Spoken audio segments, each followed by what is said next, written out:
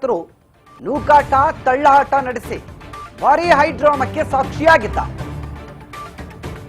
ಇದು ಹುಬ್ಬಳ್ಳಿಯಲ್ಲಿ ಕೈ ಮತ್ತು ದಳ ಕಾರ್ಯಕರ್ತರ ನಡುವೆ ನಡೆದಿರುವಂತಹ ನೂಕಾಟ ತಳ್ಳಾಟ. ಹೋಟೆಲ್ ಎದುರೇ ಕೈ ಮಿಲಾಯಿಸಿದ್ದಾರೆ ಕಾರ್ಯಕರ್ತರು. ಹುಬ್ಬಳ್ಳಿ ಖಾಸಗಿ ಹೋಟೆಲ್ ಮುಂಭಾಗ ನಡೀತು ಜೆಡಿಎಸ್ ಹಾಗೂ ಕಾಂಗ್ರೆಸ್ ಕಾರ್ಯಕರ್ತರ ಹೈಡ್ರಾಮಾ.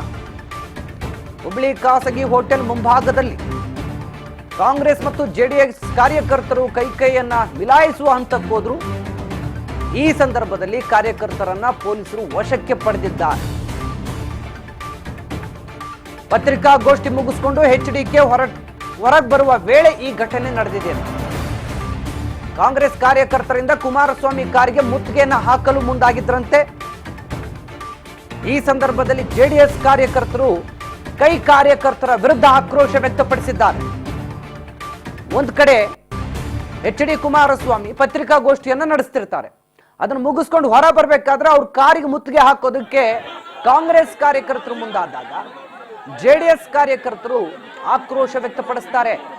ಹೀಗೆ ಪರಸ್ಪರ ಎರಡೂ ಪಕ್ಷಗಳ ಕಾರ್ಯಕರ್ತರ ನಡುವೆ ಮಾತಿನ ಚಕಮಕಿ ಜೋರಾಗುತ್ತೆ, ವಾಗ್ವಾದ ಉಂಟಾಗುತ್ತೆ. ತಾರಕಕ್ಕೇರಿದ ಮಾತಿನ ಚಕಮಕಿ ಕೈ ಮಿಲಾಯಿಸುವ ಹಂತಕ್ಕೂ ಹೋಗುತ್ತೆ. ಪೊಲೀಸರು ಮಧ್ಯ ಪ್ರವೇಶ ಮಾಡಿ ಎಲ್ಲರನ್ನ ಕೂಡ ವಶಕ್ಕೆ ಪಡೆಯುವಂತ ಪ್ರಯತ್ನ ಮಾಡಿದ್ರು. ಗಲಾಟೆಯನ್ನ ನಿಯಂತ್ರಿಸುವ ಪ್ರಯತ್ನ ಮಾಡಿದ್ರು. ಕುಮಾರಸ್ವಾಮಿ ವಿರುದ್ಧ ಕಾಂಗ್ರೆಸ್